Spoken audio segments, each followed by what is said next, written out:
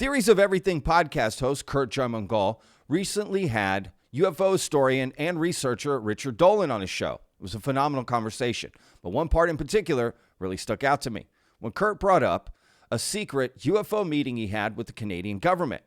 Now, that news first broke on Vetted when I interviewed Grant Cameron. So let's dive in and see what this is all about. If you're new to the channel, y'all, and you like content like this, please hit that subscribe button. I put out a new video every day, 12 p.m. Central Standard Time. I do not miss a day. And of course, hit that like button, vetters. That really helps out the videos. So thank y'all so much for the support there. And of course, comment down below. What do you think of this secret UFO government meeting and how it went down? Let's dive in and get the details, y'all. All right, so I got 3 clips to show y'all. So stick around.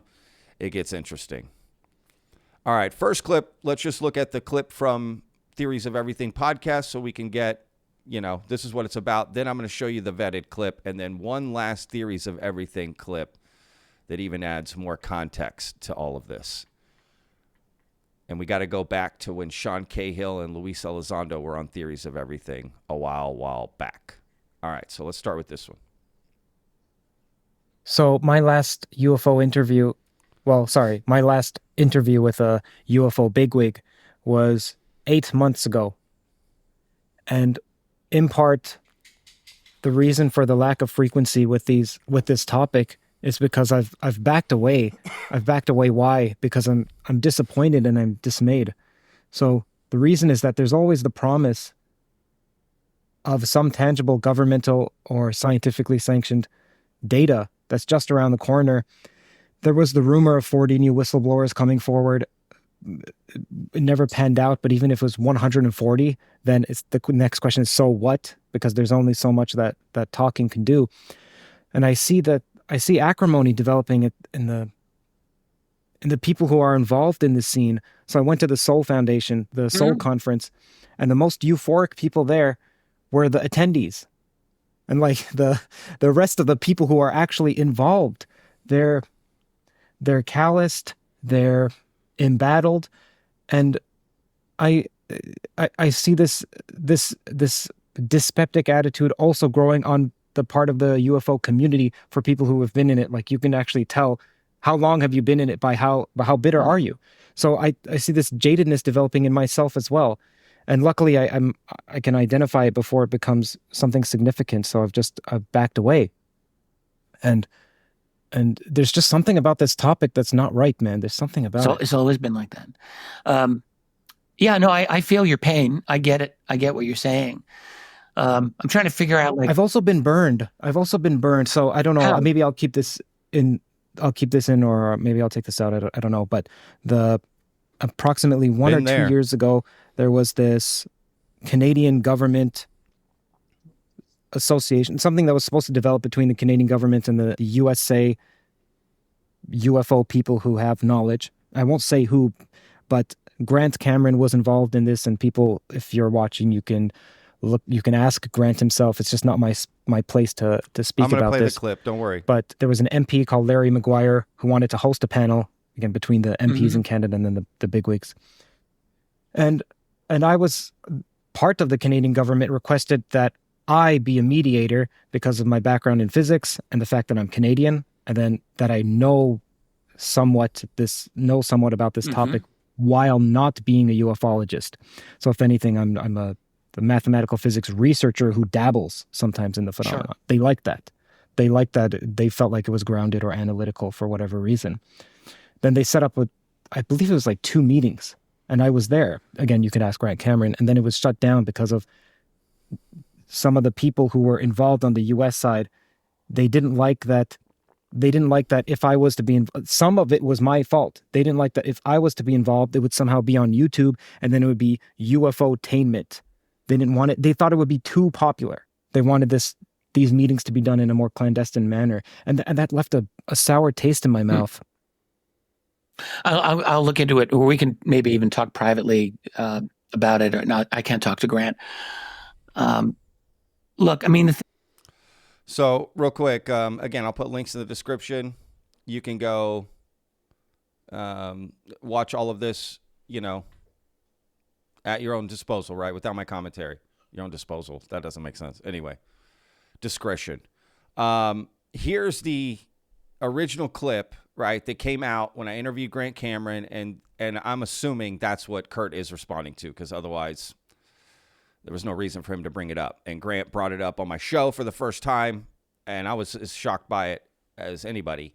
And then it spread on Twitter. The clip did of this. It was on Skyfire, and it got reposted, and, so I know that's what Curt is responding to. And I can sympathize with a lot of what he said, to be honest with you. So, if I'm being honest. But here's the original clip that he's responding to. Right? Grant Cameron drops this bomb on the podcast. I brought him on to talk about Tim Taylor, and he just threw this out. Nicole That's and I right. were involved in a meeting that with the Canadian government. We were sort of in the middle of it, and with Elizondo and Mellon and the boys, and they bailed out on us because we didn't want to do the scary aliens coming to eating us thing. Who bailed on you? The Canadian government? Yeah, well, it wasn't actually Lou Elizondo. It was Mellon, who said as soon as he heard that the Canadians weren't going to do the threat thing, they were going to do a scientific investigation. He said, "That's a poison pill. I'm gone." And Cahill and him and Elizondo, and that was it. It was game over. We're going to have a big deal. We're going to have 10 people, 10 members of parliament. We're going to be on a panel, and these guys were going to be like 4 experts, and these Canadian government people are going to ask them questions. And we wanted to put it on YouTube everywhere. Anybody could broadcast it. And that's when Cahill said, you're turning this into a big promo circus. And I said, well, you're damn right. It's exactly that's what we're doing. Exactly. The whole idea is to get it out to as many people. It's like, I mean, that's a fair point. That is the whole idea. I concur with that. Wow, that's disappointing to hear. Well, but we got the opportunity. We saw the inside. Like one of the guys that was in charge, like this Larry Maguire, was at Seoul. He gave the speech at Seoul. He was the main guy, and he was briefing 9 other parliamentary people, and it was his aide that we were dealing with, and we were on the call with the aide, and there was another aide for another parliamentary guy in the Canadian government, and this is all being set up, who was going to be on the panel and how the questions would be asked, and they fought who was going to be the guest host. We were going to get Nicole will know, the name's escaping me, but they said no, we don't want this guy, and so there's all these sort of trying to work this thing out, but it basically came down to now this program is going to come out.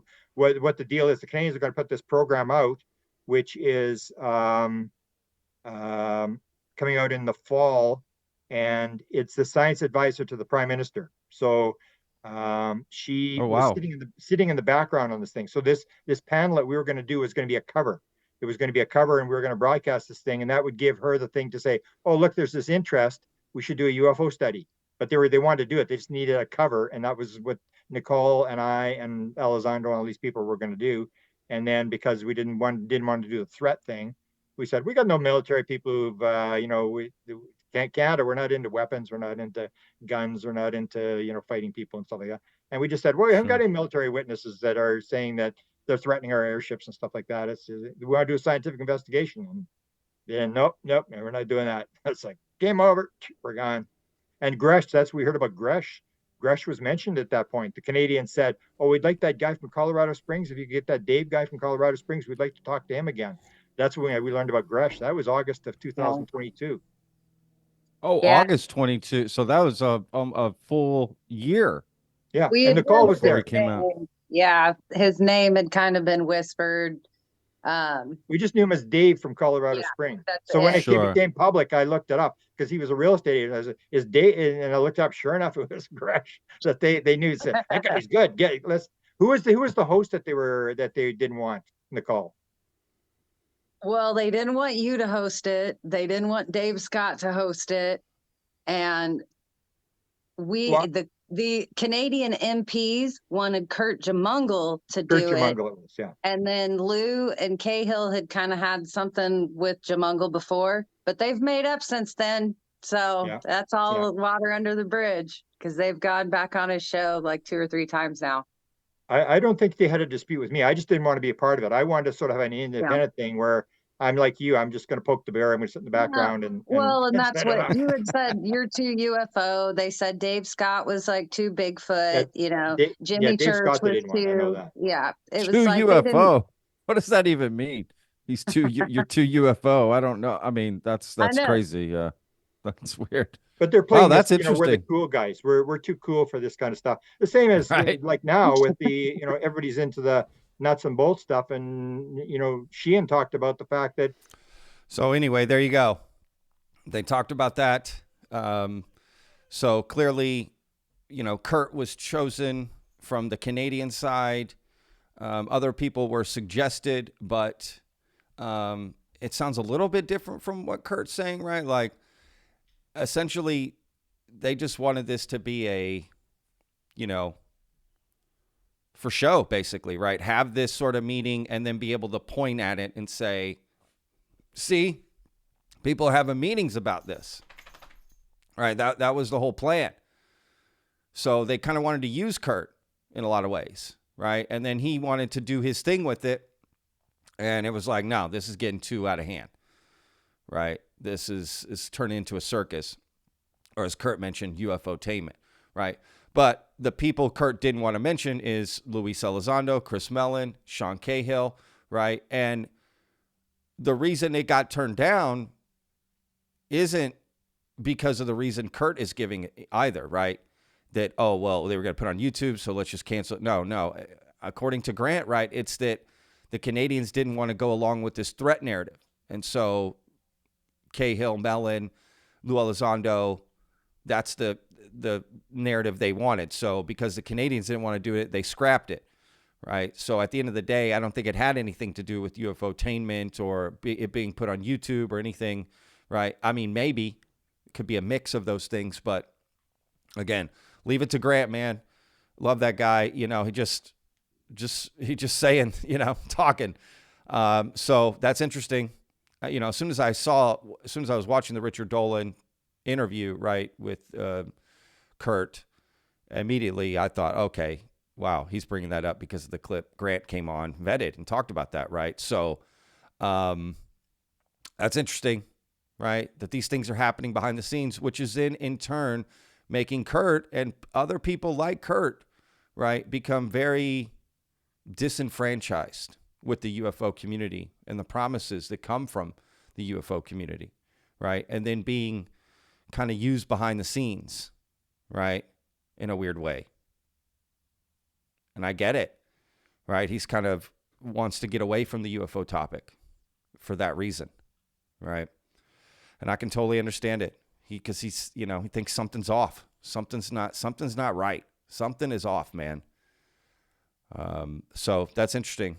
I'd love to talk to Curt about that stuff. I don't know if he ever would.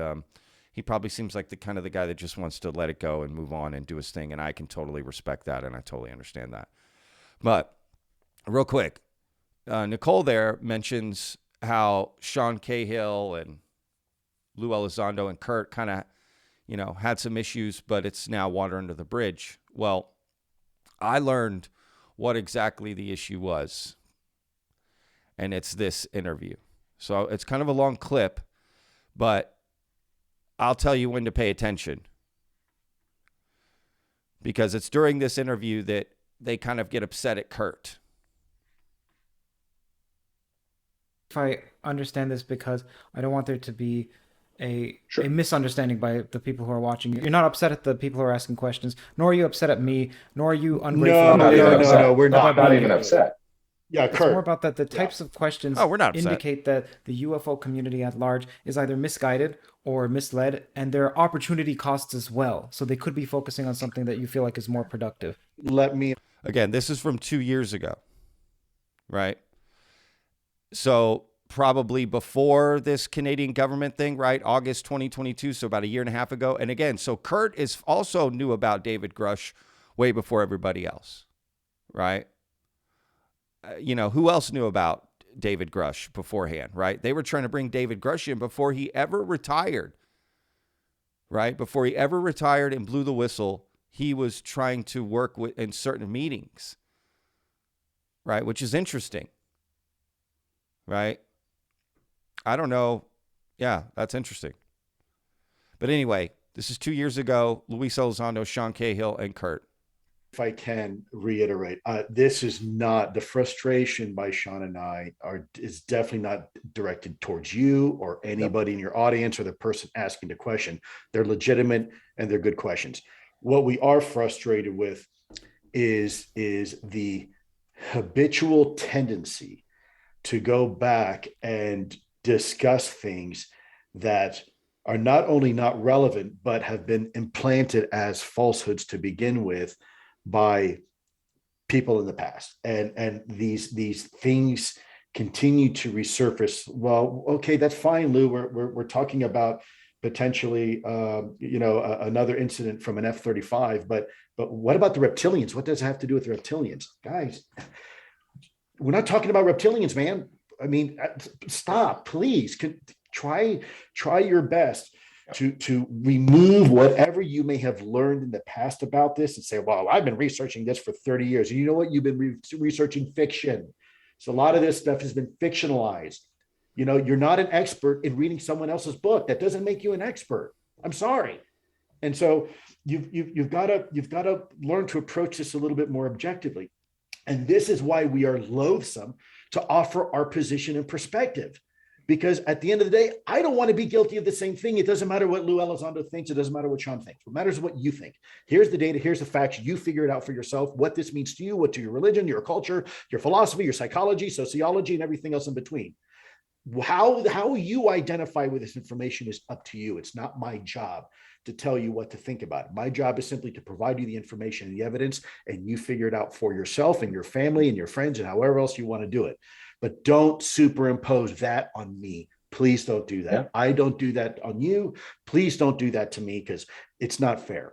And I think it's a distraction to the bigger conversation we're having. I cannot, every time I look at social media, I am blown away at how people behave and treat each other, and the self-delusion. I mean, I have people that are making up entire conversations they've had with me that I've never spoken to the person in my life, and they're going around, and it's not healthy. It's not healthy. And then those require numerous tweets and backpedaling, and it seems like that's the desire of certain folks, is to make sure, just like a lot of folks would observe in our own society, that if you create enough chaos, it creates a system that you can exploit and that will be self-perpetuating.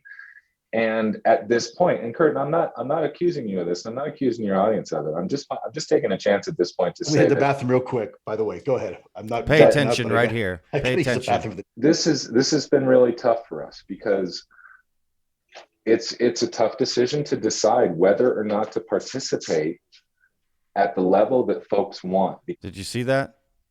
Let me back it up again. Let me move the screen over. Pay attention to this mirror when Luis gets up and goes to the bathroom.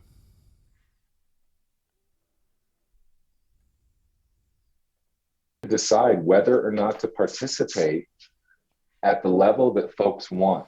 So Luis Elizondo and Sean Cahill were in the same place on two different computers. And apparently that really pissed them off. This is what I heard, okay? That, now granted, it's still in the final cut, but apparently that really pissed them off that they left, that Curt left that in. It shows them in the same place when you think they're in two different places, right? Like, why aren't they on the same Zoom? I get it. You want to be on your own camera. I actually don't think there's anything mischievous or wrong with this. Like, okay, he's at his house. They're either at Sean Cahill's house or Luis Elizondo's house, and I believe it's Luis Elizondo's house, right? And they both just each got their own camera in their own little area, and, maybe they should have stated that at the beginning of the podcast, but I don't think it's that big a deal, to be honest with you.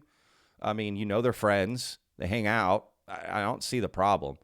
So I'm not sure why they were upset by this, but whatever, right? That's kind of... right, and they had alcohol.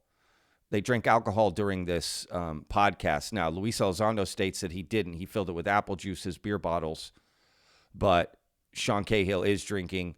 And I guess behind the scenes, it was like, hey, you got us drunk. you made us look like fools, on this podcast and blah, blah, blah. Right. That's the behind the scenes view of that. But apparently they have, patched things up and move on. But that's basically, that's what Nicole was talking about. And again, I don't think it's that big a deal. Right. Who cares if Luis and Sean were at the same house, like speaking? Like, I don't think it's that big a deal. And to be honest, I can understand what Luis Elizondo was saying there, even though Luis Elizondo has blocked vetted on Twitter for no reason, out of nowhere. Again, I can totally understand where Luis is coming from, his frustration there. So it just sounds like a lot of people are frustrated with this topic, with what's going on, whether it be the people presenting information, having these meetings behind closed doors, public, facing figures such as Curt, the podcast and whatnot. It seems like a lot of people are getting frustrated with what's happening, right? Try to make moves behind the scenes, they fall apart. Try to do stuff publicly, it falls apart. Whistleblowers aren't coming out. Like, where are we going to go with this, right? You got to start making promises. You got to keep people interested in the topic. I don't know. Curious to read the comments today, man. I don't know if that's going to be no comments and, nobody's going to care about this video or what. But again, it seems to be a big theme that keeps coming up over and over again if you cover this and if you're a part of this community, right? And if you look into this. Again, I've said it before, it's all about expectations. Whatever expectations you have set personally, that's what will determine your joy, your disappointment, right? And any news you hear, depending on your expectation. If your expectations are way up here, then disappointment is probably going to come, right? You got room for a lot of it. If your expectations are down below, might be more indifferent or joyful with news you hear. Again, it's all about the expectations you set personally, right? So, I don't know. Interesting. But, what other meetings are happening behind the scenes? Secret meetings between governments or people trying to get a particular message out, right? Why couldn't that Canadian panel have happened just to discuss the UAP topic open? Why does there have to be a particular idea behind it before you can do it? Does it make sense? Like, let's just talk about the facts. What are the facts? So, I don't know. It's interesting. Interesting, y'all. All right, can't wait to read everyone's comments. I did a phenomenal interview with Ashton Forbes last night. That will be coming out on Friday. I'm very excited about that. I used my brand new StreamYard account, so the quality is like super high. It's great. I'm really, really happy with it. It's a great conversation. I want to do more like that, and I think when you see it, you're going to know why I said that, right?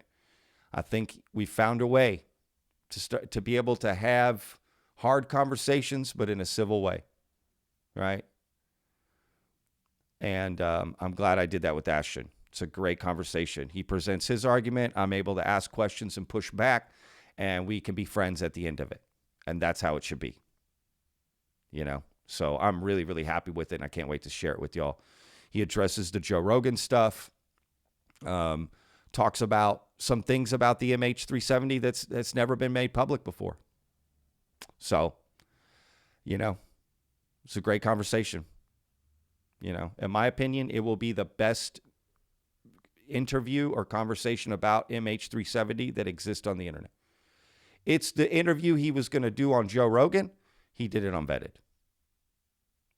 And it's great. So anyway, look forward to that for Friday. Tomorrow, don't forget, I'm going to be live streaming the Nazca mummies.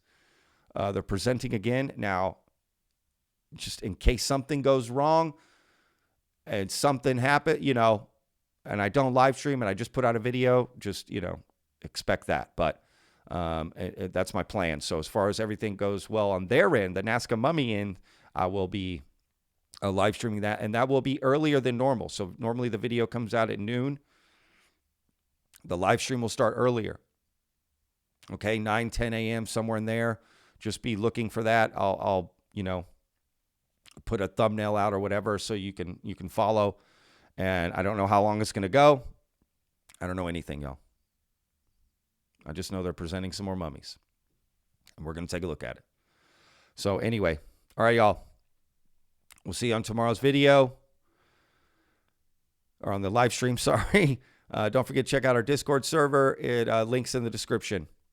Thank you to all the mods who are handling the chat today. Shout out to them. And the mods that handle the Discord server. Y'all rock. Special shout out to Daniel Clancy for the Discord too. So, all right, y'all. A lot of great fan art in there, by the way. Go check out the Discord server. A lot of great conversation, man. It's overwhelming. I don't even know what to do in there. But, yeah, go check it out. All right, guys. We'll see you tomorrow. Remember, every day's a gift.